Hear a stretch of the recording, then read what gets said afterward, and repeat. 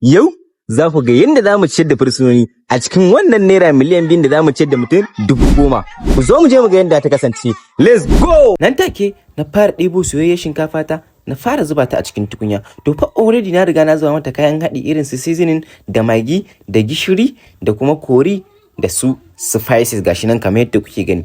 Nan take na jujjuya. To fa shinkafa ta gashi nan ta fara yin ready. To fa tukwane sun fara sassauka ina ta kwakwashewa. Wow! Kai! Nan take muka ringa kwakwashewa muna zuba a cikin kuloli gashi nan kamar yadda kuke gani. Sai muka fara fitowa da su waje muna jera gashi nan kamar yadda kuke gani. To fa da man already mutane suna taruwa kan mu tafi mukan ajiye wanda za a basu. Sai muka ɗauki hanya sai ga mu a gidan gyaran hali na Kurmawa. Nan take muka fara sauke kulolin mu. To kun san bai yiwa a bidiyo yayin da ake raba abinci, to sai muka shiga da abincin kowane class rep sai ya kawo botiki farin bokiti sai a zama masa shi da yan ajin su. Sai aka yi hoto yayin da muka bada abinci. Bayan mun bar gurin sai ga mu a gidan gyaran hali na Goron Dutse. To shi ma dai a nan din kamar yadda aka yi wancan haka aka yi. Can mun ajiye kula 6 nan kuma muka ajiye kula 5.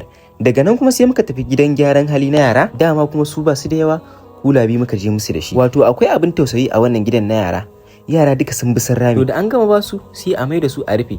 Wannan shine daki na ƙarshe, su ma ana gama basu sai aka mai da su aka rufe. A bidiyo na gaba za ku ga yadda muka ci da ƙarin gari 2 duka a cikin wannan kuɗi.